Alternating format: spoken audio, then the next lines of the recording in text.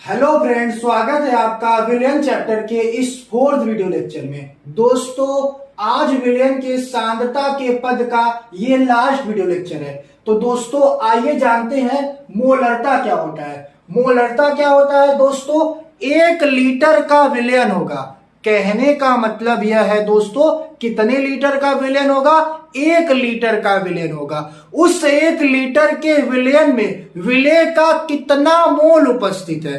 दोस्तों, कहने का मतलब यह है 1 लीटर का क्या होगा? विलयन। 1 लीटर के विलयन में विलेय का कितना मोल मिलाया गया है? तो विलेय का जितना मोल मिलाया गया होगा वही क्या कहलाएगी? उस विलयन की मोलरता।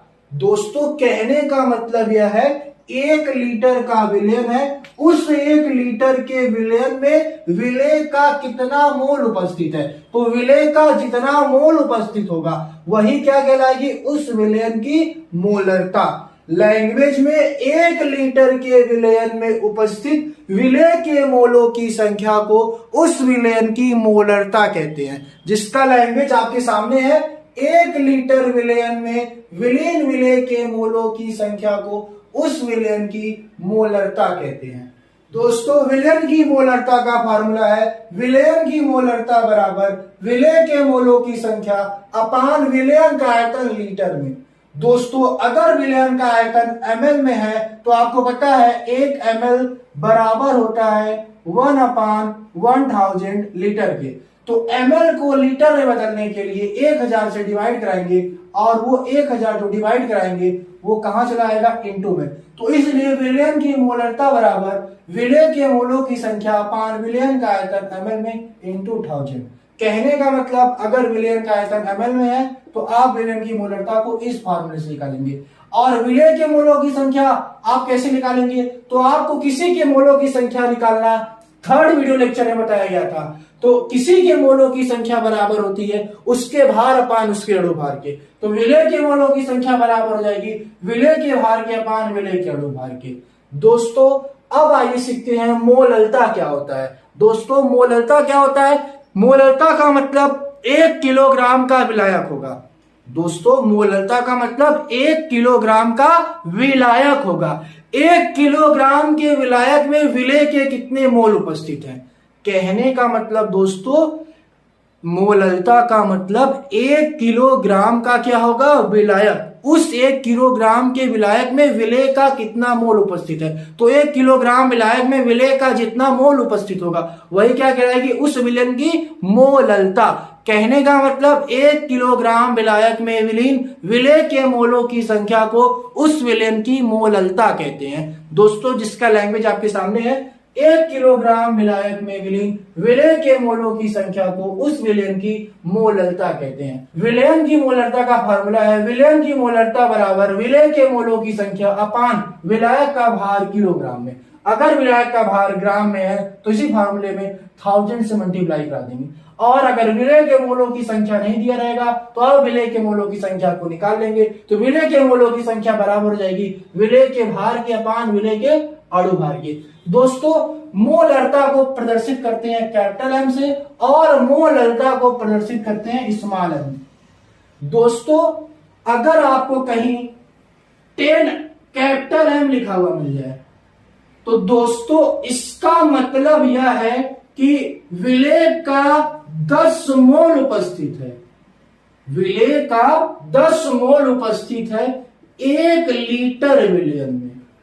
दोस्तों, कहने का मतलब 10 एम का तात्पर्य यह है कि 1 लीटर के विलयन में विलेय का कितना मोल उपस्थित है? 10 मोल उपस्थित है। उसी प्रकार अगर आपको 15 एम लिखा हुआ मिल जाए, एम क्या हो? कैपिटल, तो इसका तात्पर्य यह है कि 1 लीटर के विलयन में विलेय का कितना मोल उपस्थित है?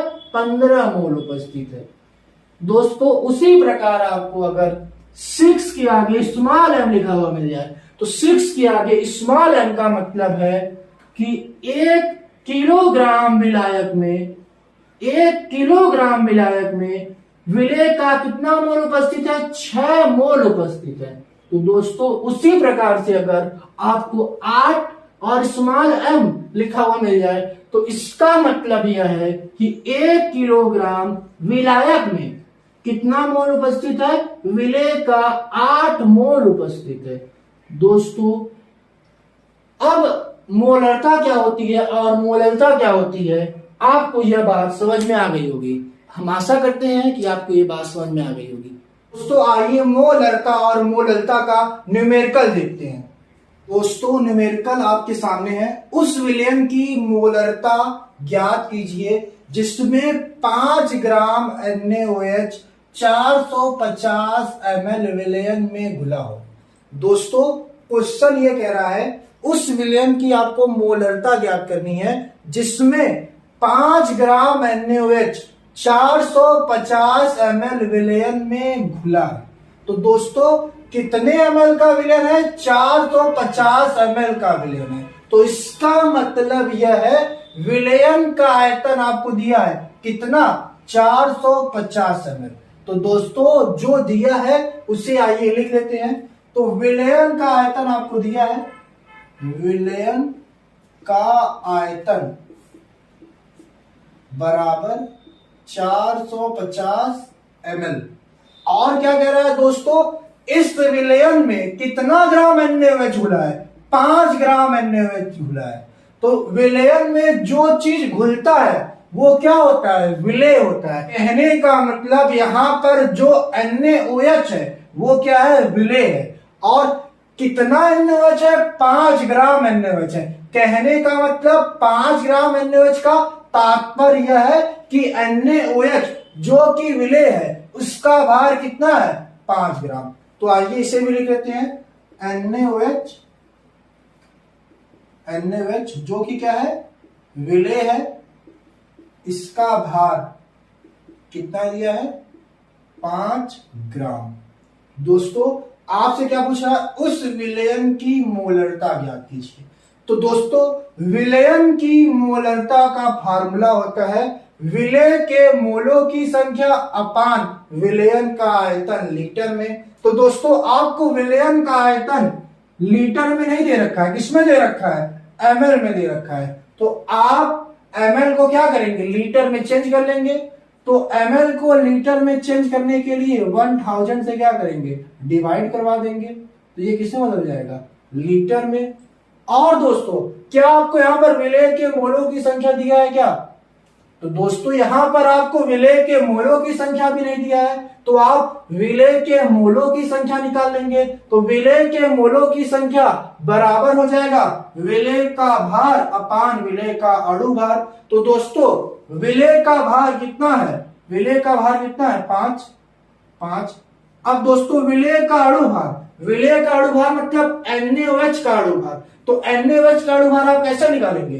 तो अणु भार का मतलब दोस्तों क्या होता है? आइए सीखते हैं। तो अणु भार का मतलब होता है किसी अणु में उपस्थित विभिन्न परमाणु के द्रव्यमानों का योगफल।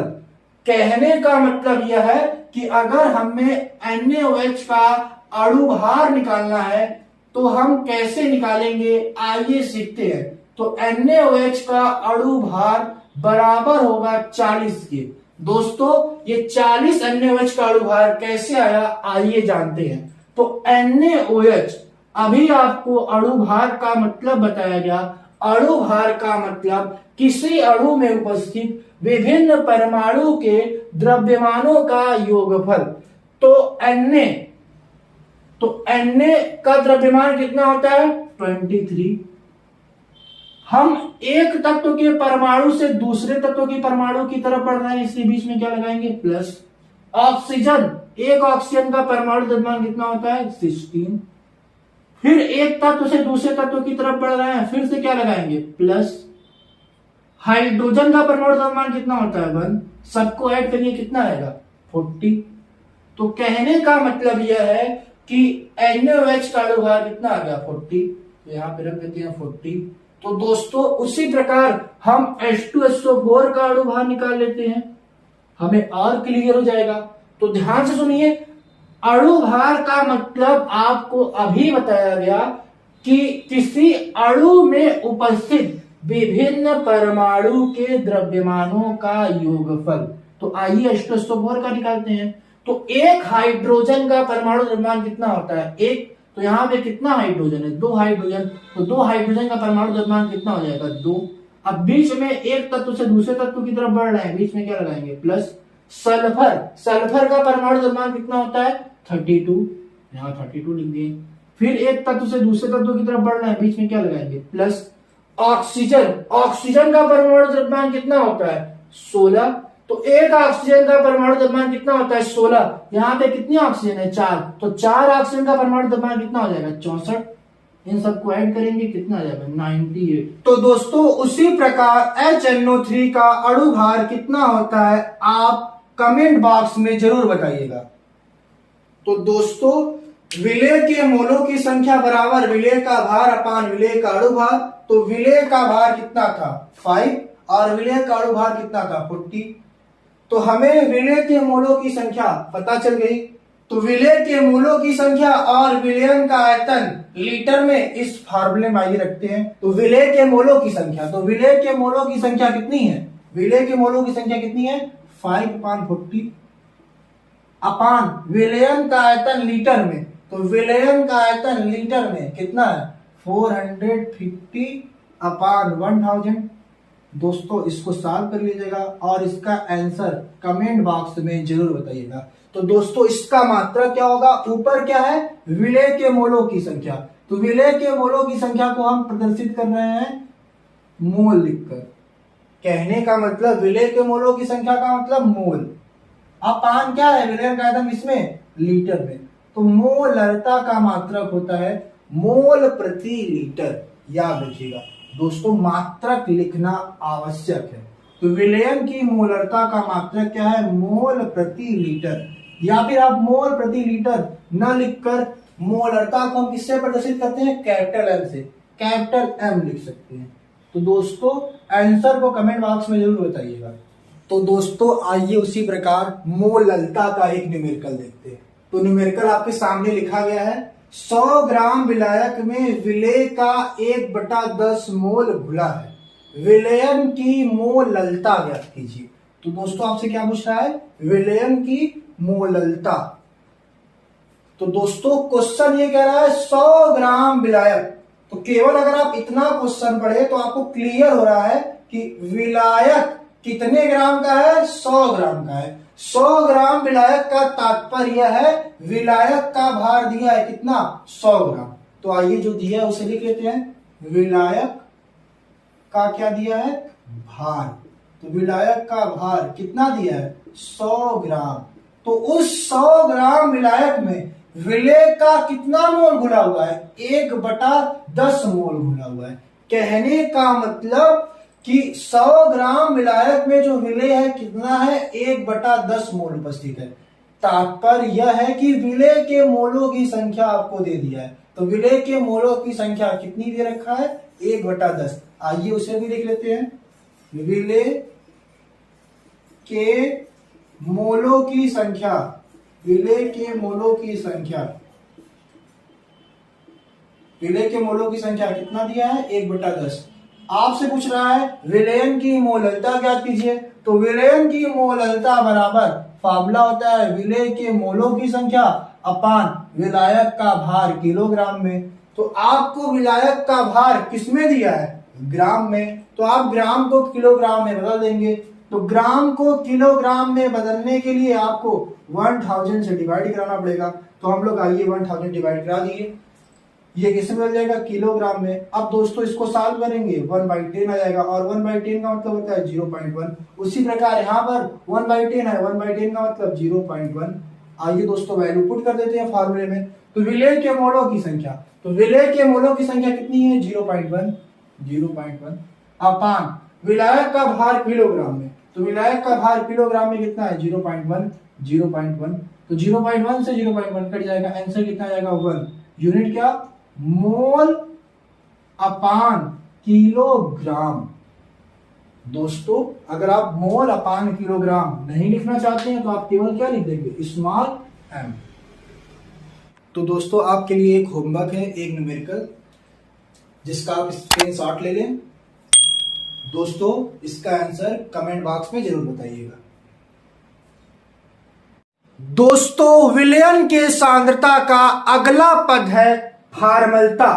दोस्तों फार्मलता और मोलरता में कोई अंतर नहीं होता है। ध्यान देने वाली बात बस इतनी सी है कि फार्मलता आयनिक यौगिकों के लिए व्यक्त की जाती है, जबकि मोलरता आणविक यौगिकों के लिए व्यक्त की जाती है।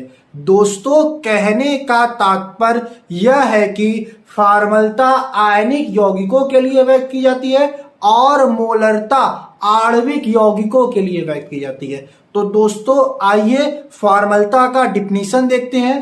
तो फार्मलता 1 लीटर विलयन में विलीन विलेय के ग्राम सूत्र भारों की संख्या को उस विलयन की फार्मलता कहते हैं। दोस्तों जैसे मोलरता में 1 लीटर का विलयन था, उसी प्रकार फार्मलता में भी 1 लीटर का क्या है, विलयन है। उस 1 लीटर के विलयन में क्या लेना है, ग्राम सूत्र भारों की संख्या या फिर फार्मोलों की संख्या। दोस्तों कहने का मतलब यह है जब हम आयनिक यौगिकों के मोलों की संख्या निकालते हैं तो हम आयनिक यौगिकों की मोलों की संख्या ना बोलकर क्या बोलते हैं, ग्राम सूत्र भारों की संख्या या फिर फार्मोलों की संख्या। तो फार्मलता क्या होता है, 1 लीटर विलयन में विलीन विलेय के फार्मोलों की संख्या को उस विलयन की क्या कहते हैं, फार्मलता। दोस्तों जैसे मोल निकालते हैं वैसे ही सेम फार्मोल निकालते हैं, या फिर फार्मोल का दूसरा नाम क्या है, सूत्र द्रव्यमानों की संख्या। तो दोस्तों विलयन की फार्मलता का फार्मूला है विलेय के ग्राम सूत्र भारों या फिर फार्मोलों की संख्या अपान विलयन का आयतन लीटर में। दोस्तों विलेय के ग्राम सूत्र भारों की संख्या कैसे निकालेंगे, विलेय का भार अपान विलेय का सूत्र भार, अणु भार नहीं कहेंगे दोस्तों, अणु भार न कहकर क्या कहना है, सूत्र भार या फिर क्या, सूत्र द्रव्यमान। तो दोस्तों फार्मलता की कुछ विशेष बातें हैं जो यहां पे लिखी गई है। पहला, जैसे अणु भार निकालते हैं वैसे ही सूत्र द्रव्यमान निकालेंगे।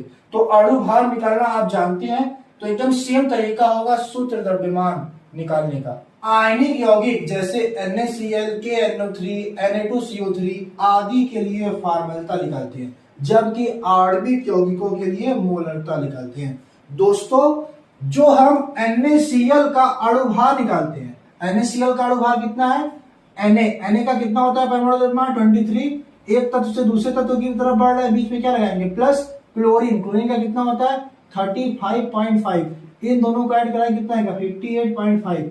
तो हम जो NaCl का अणु भार कह देते हैं ये आया है, तो हमें NaCl का अणु भार 58.5 है यह कहना उचित नहीं है।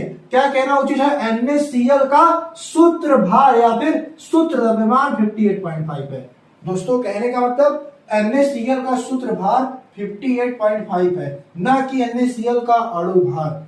सामान्यतः इन सभी यौगिकों की सांद्रता को फार्मलता के बजाय हम मोलरता लिखकर व्यक्त कर देते हैं। दोस्तों फार्मलता और मोलरता में एक बात बहुत ही विशेष ध्यान देने वाली है, जब सूत्र भार व अणु भार समान होते हैं तो मोलरता और फार्मलता में कोई अंतर नहीं होता है।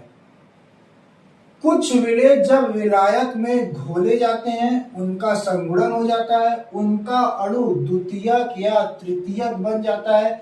इस स्थिति में सूत्र भार अणु भार के बराबर नहीं होता है। उदाहरण के लिए बेंजोइक अम्ल जब बेंजीन में घोला जाता है तो वह बेंजोइक अम्ल का डाइमर बना लेता है। दोस्तों आपको पता है अगर नाइट्रोजन का अकेला परमाणु है, कहने का मतलब नाइट्रोजन अगर अकेला है तो वो नाइट्रोजन क्या है, अस्थायी। लेकिन अगर नाइट्रोजन N2 के रूप में है तो नाइट्रोजन क्या है, स्थायी है। तो दोस्तों उसी प्रकार कुछ विलेय ऐसे होते हैं जब उनको विलायक में घोला जाता है तो उनके जो अणु होते हैं वह आपस में क्या होते हैं, संगुणित हो जाते हैं, मतलब मिलकर रहते हैं। कहने का मतलब जब बेंजोइक अम्ल को हम बेंजीन में घोलते हैं तो वह डाइमर बना लेता है। कहने का मतलब यह है कि जो बेंजोइक अम्ल उसका फार्मूला C6H5COOH होता है। यह किस रूप में स्थायी है? C6H5COOH के होल ट्वाइस के रूप में स्थायी है। ठीक, तो यह डाइमर बना लेगा, यानी ये द्वि अणु के रूप में रहना पसंद करेगा। क्यों? क्योंकि ये क्या है? स्थायी है। तो इस स्थिति में जो हमारा अणु भार है वह सूत्र भार के बराबर नहीं रह जाएगा। तो अगर आप पूछा जाए बेंजोइक अम्ल का अणु भार कितना है तो आप कितना बताएंगे? 122। लेकिन अगर आपसे पूछा जाए बेंजोइक अम्ल का सूत्र भार कितना है तो आप कितना बताएंगे? 244। क्यों? क्योंकि बेंजोइक अम्ल किस रूप में है? द्वि अणु के रूप में है। तो एक के लिए कितना आता है? 122 और दो के लिए कितना हो जाएगा? 254। तो दोस्तों आइए इस पे एक न्यूमेरिकल देखते हैं। तो फ्रेंड्स न्यूमेरिकल आपके सामने है। बेंजोइक अम्ल के 4 ग्राम को बेंजीन में घोलकर 2 लीटर का विलयन प्राप्त किया गया है। प्राप्त विलयन की फॉर्मूला ज्ञात कीजिए।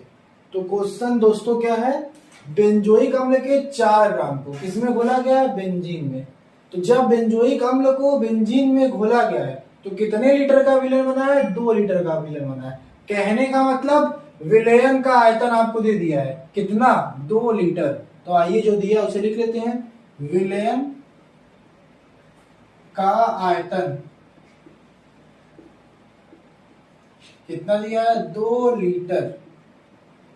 और दोस्तों कह क्या रहा है? बेंजोइक अम्ल के 4 ग्राम को बेंजीन में घोलकर, बेंजोइक अम्ल के 4 ग्राम को बेंजीन में घोलकर, कहने का मतलब बेंजोइक अम्ल को बेंजीन में घोला गया है। तो जो चीज किसी में घोली जाती है वो क्या होती है? विलेय होती है। अर्थात कहने का मतलब बेंजोइक अम्ल यहाँ पे क्या है? विलेय है। और बेंजोइक अम्ल कितना है? 4 ग्राम है। तो बेंजोइक अम्ल के 4 ग्राम का मतलब है बेंजोइक अम्ल का भार दिया है कितना? 4 ग्राम। तो आइए इसे भी लिख लेते हैं। बेंजोइक अम्ल जो कि क्या होगा? विलेय होगा, उसका भार आपको पता है। तो बेंजोइक अम्ल का भार और कितना? 4 ग्राम। आपसे दोस्तों क्या पूछ रहा है? विलयन की फॉर्मूला ज्ञात कीजिए। तो विलयन की फॉर्मूला का फॉर्मूला होता है विलेय के सूत्र भारों की संख्या अपान विलयन का आयतन लीटर में। तो आपको विलेय के सूत्र भारों की संख्या तो नहीं पता है, तो आपको विलेय के सूत्र भारों की संख्या निकालनी पड़ेगी। तो जैसे मोल निकालते हैं, मोलों की संख्या बराबर भार अपान अणु भार, उसी प्रकार सूत्र भार बराबर भार अपान सूत्र भार। तो दोस्तों बस एक बात ध्यान देने वाली यह है कि जब बेंजोइक अम्ल को बेंजीन में घोला जाता है तो बेंजोइक अम्ल का क्या हो जाता है? डाइमराइजेशन हो जाता है। कहने का मतलब बेंजोइक अम्ल का द्वि अणुक बन जाता है। तो आइए हम निकालते हैं विलेय के सूत्र भारों की संख्या। तो विलेय के सूत्र भारों की संख्या बराबर विलेय का भार अपान विलेय का सूत्र भार। तो विलेय का भार कितना है? विलेय का भार आपको पता है 4 ग्राम, यहां रख देते हैं 4। तो अब विलेय का सूत्र भार, तो विलेय का सूत्र भार कितना होगा? तो जैसा कि आपको बताया गया बेंजोइक अम्ल जिसका फार्मूला होता है C6H5COOH, तो इसको जब हम बेंजीन में घोले तो इसका क्या बन गया? डाइमर, मतलब इसका द्वि अणु बन गया C6H5COOH। तो एक बेंजोइक अम्ल का अणु भार कितना होता है? 122। दोस्तों कैसे है आइए जानते हैं। तो यहाँ पे क्या है? कार्बन, एक कार्बन का द्रव्यमान कितना होता है? 12। तो यहाँ पे कितना कार्बन है? 6 कार्बन, 6 कार्बन का कितना हो जाएगा? 72। एक तत्व से दूसरे तत्व की तरफ बढ़ना है, बीच में क्या लगाएंगे? प्लस। एक हाइड्रोजन का द्रव्यमान कितना होता है? 1। तो 5 हाइड्रोजन कितना हो जाएगा? 5। फिर एक तत्व से दूसरे तत्व की तरफ बढ़ना है, फिर क्या लगाएंगे? प्लस। एक कार्बन का द्रव्यमान कितना होता है? 12। फिर एक तत्व से दूसरे तत्व की तरफ बढ़ रहा है, फिर क्या लगाएंगे? प्लस। ऑक्सीजन है, एक ऑक्सीजन कितना होता है? 16। फिर एक तत्व से दूसरे तत्व की तरफ बढ़ रहा है, फिर क्या लगाएंगे? बीच में प्लस। फिर ऑक्सीजन है, एक ऑक्सीजन का द्रव्यमान फिर से कितना होता है? 16। फिर प्लस लगाएंगे, हाइड्रोजन, एक हाइड्रोजन का द्रव्यमान कितना होता है ये, तो ये सब ऐड करेंगे कितना आएगा 122। तो दोस्तों यह बेंजोइक अम्ल के एक अणु का क्या है, अणु भार है। तो बेंजोइक अम्ल के द्वि अणु का अणु भार कितना हो जाएगा, एक का कितना है 122, तो दो का कितना हो जाएगा 122 गुणे 2 मतलब 244। दोस्तों कहने का मतलब यह है जो बेंजोइक अम्ल है जो कि यहाँ पे क्या है विलेय है, उसका जो सूत्र भार होगा वो कितना होगा 244। तो यहाँ पे क्या लिख देंगे 244। तो दोस्तों विलेय के सूत्र भारों की संख्या आपको पता चल गई कितनी है 4/244 और विलयन का आयतन लीटर में, और विलयन का आयतन लीटर में कितना है, विलयन का आयतन लीटर में कितना है 2, यहाँ रख देते हैं 2। अब दोस्तों इसको सॉल्व कर लीजिएगा, जो आएगा आंसर, और क्या लिख देंगे इसके आगे F। तो दोस्तों विलयन के सांद्रता का अंतिम पद है नार्मलता। तो दोस्तों आइए जानते हैं नार्मलता क्या होता है। तो नार्मलता का मतलब 1 लीटर का क्या होगा विलयन, 1 लीटर के विलयन में उपस्थित विलेय के ग्राम तुल्यांकों की संख्या को उस विलयन की नार्मलता कहते हैं। दोस्तों कहने का मतलब यह है कि 1 लीटर का क्या होगा विलयन, 1 लीटर का क्या होगा विलयन, उस 1 लीटर के विलयन में विलेय का कितना ग्राम तुल्यांक उपस्थित है। तो विलेय का जितना ग्राम तुल्यांक उस 1 लीटर के विलयन में उपस्थित है वही क्या कहलाएगी, उस विलयन की नार्मलता। कहने का मतलब 1 लीटर विलयन में विलीन विलेय के ग्राम तुल्यांकों की संख्या को उस विलयन की नार्मलता कहते हैं। दोस्तों विलयन की नार्मलता का फॉर्मूला होता है विलयन की नार्मलता बराबर विलेय के ग्राम तुल्यांकों की संख्या अपान विलयन का आयतन लीटर में। दोस्तों अगर विलयन का आयतन ml में है तो 1000 से क्या करेंगे मल्टीप्लाई करा देंगे। दोस्तों अब आइए सीखते हैं कि ग्राम तुल्यांकों की संख्या कैसे निकालेंगे। तो ग्राम तुल्यांकों की संख्या बराबर होती है उसके भार अपान उसके तुल्यांकी भार के। दोस्तों विलेय के ग्राम तुल्यांकों की संख्या बराबर विलेय का भार अपान विलेय का तुल्यांकी भार। तो दोस्तों अब तुल्यांकी भार कैसे निकालेंगे। तो तुल्यांकी भार निकालने का तरीका है जिसका आपको तुल्यांकी भार चाहिए उसका अणु भार अपान एक्स फैक्टर। तो आपको यहाँ पर विलेय का तुल्यांकी भार चाहिए तो विलेय का तुल्यांकी भार बराबर विलेय का अणु भार अपान एक्स फैक्टर। दोस्तों अब ये एक्स फैक्टर क्या होता है।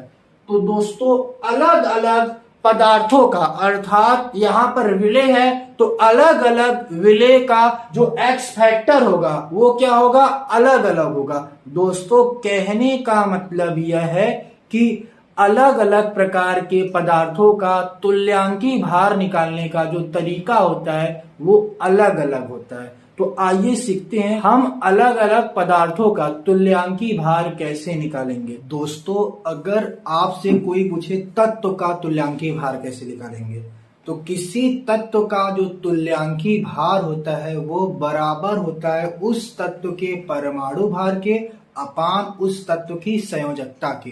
दोस्तों कहने का मतलब यह है कि तत्व का तुल्यांकी भार बराबर होगा उस तत्व के परमाणु भार के अपान उस तत्व की संयोजकता के। तो दोस्तों जैसा कि आपके सामने लिखा गया तत्व का तुल्यांकी भार बराबर तत्व का परमाणु भार अपान तत्व की संयोजकता। इसको समझने के लिए दोस्तों एक उदाहरण ले लेते हैं। तो अगर हमसे कोई पूछे सोडियम का तुल्यांकी भार कितना होगा। दोस्तों क्वेश्चन क्या है सोडियम का तुल्यांकी भार कितना होगा। तो आप पहचानिए कि अब सोडियम क्या एक तत्व है तो तत्व का तुल्यांकी भार कैसे निकालेंगे उस तत्व का परमाणु भार या फिर उस तत्व का परमाणु द्रव्यमान अपान उस तत्व की संयोजकता। तो सोडियम का परमाणु भार कितना होता है 23। तो यहाँ क्या लिख दिए 23। और सोडियम की संयोजकता कितनी होती है तो सोडियम संयोजकता 1 होती है। तो सोडियम का तुल्यांकी भार कितना निकल गया 23। उसी प्रकार अगर कोई आपसे पूछे एल्युमिनियम का तुल्यांकी भार कितना होता है।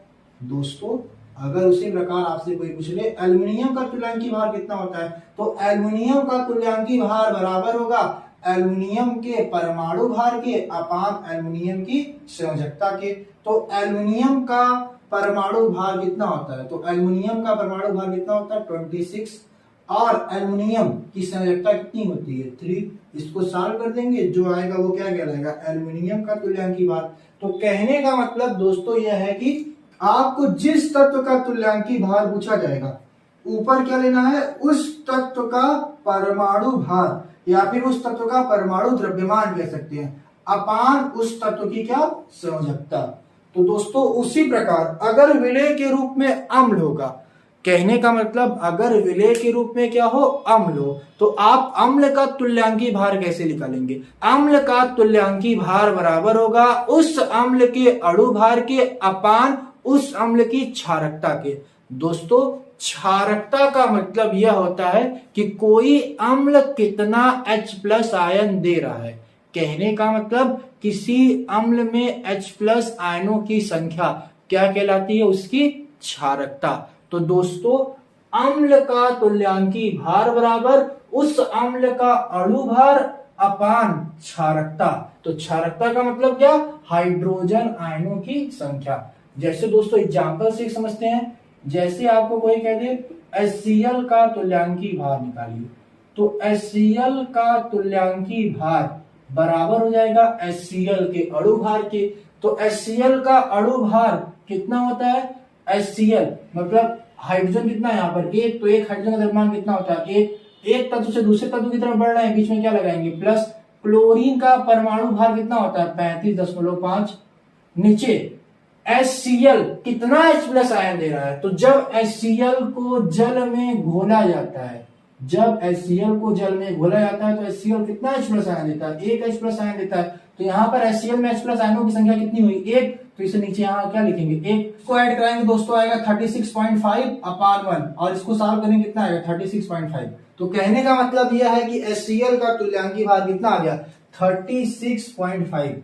दोस्तों कहने का मतलब यह है कि अगर आपको किसी अम्ल का तुल्यांकी भार चाहिए तो उस अम्ल का तुल्यांकी भार बराबर होगा उस अम्ल के अणु भार के अपान उस अम्ल की क्षारकता के। क्षारकता का मतलब कोई अम्ल कितना H+ आयन दे रहा है उसकी संख्या। उसी प्रकार दोस्तों एक और एग्जांपल से समझते हैं इसे। अगर आपसे कोई पूछ ले H2SO4 का तुल्यांकी भार ज्ञात कीजिए, तो आप H2SO4 का तुल्यांकी भार कैसे निकालेंगे, तो H2SO4 का तुल्यांकी भार बराबर हो जाएगा H2SO4 के अणु भार के अपान H2SO4 की क्षारकता के। तो यहां पर H2SO4 की क्षारकता कितनी होगी, तो H2SO4 को जब जल में घोला जाएगा तो यह H2SO4 कितना H+ आयन देगा 2 H+ आयन देगा, तो इसलिए यहाँ पे क्षारकता कितनी लिख दी है 2। और H2SO4 का अणु भार कितना होता है 98। अब दोस्तों H2SO4 का अणु भार 98 कैसे आया, तो एक हाइड्रोजन का द्रव्यमान कितना होता है एक, तो यहाँ पे कितना हाइड्रोजन है दो हाइड्रोजन का कितना हो जाएगा 2, बीच में क्या लगाएंगे प्लस, क्योंकि हम एक तत्व से दूसरे तत्व की तरफ बढ़ रहे हैं। सल्फर एक सल्फर है, एक सल्फर का परमाणु द्रव्यमान कितना होता है 32, प्लस ऑक्सीजन है, एक ऑक्सीजन का कितना होता है 16, तो यहाँ पे कितना ऑक्सीजन है चार ऑक्सीजन कितना हो जाएगा 64, इन सबको दोस्तों ऐड करने कितना आएगा 98, और इसको सॉल्व करने कितना आ जाएगा 49। तो दोस्तों H2SO4 का तुल्यांकी भार कितना आ गया 49। तो दोस्तों उसी प्रकार क्षार का तुल्यांकी भार कैसे निकालेंगे, तो क्षार का तुल्यांकी भार बराबर होगा उस क्षार के अणु भार के अपान उस क्षार की अम्लता के। दोस्तों अम्लता का मतलब कोई क्षार कितना OH- आयन दे रहा है उसकी संख्या। तो दोस्तों क्षार का तुल्यांकी भार बराबर है क्षार के अणु भार के अपान अम्लता के। तो अम्लता का मतलब OH- आयनों की संख्या। तो दोस्तों अगर आपसे कोई पूछ ले NaOH का तुल्यांकी भार ज्ञात कीजिए, NaOH जो कि क्या है क्षार है, तो NaOH का तुल्यांकी भार बराबर जाएगा NaOH के अणु भार के। तो NaOH का अणु भार कितना होता है हम निकाल लेंगे, सोडियम कितना होता है 23 प्लस ऑक्सीजन कितना होता है 16, एक हाइड्रोजन कितना होता है 1 अपान उस NaOH की अम्लता के। तो दोस्तों अभी आपको बताया गया अम्लता का मतलब OH- आयनों की संख्या। तो NaOH को जब जल में घोला जाता है, NaOH को जब जल में घोला जाएगा तो NaOH कितना OH माइनस आयन देगा, एक OH माइनस आयन देगा। तो यहाँ पर NaOH की अम्लता कितनी होगी, एक। दोस्तों इन सबको ऐड कर देंगे, कितना आ जाएगा 40/1 इक्वल टू कितना आ जाएगा 40।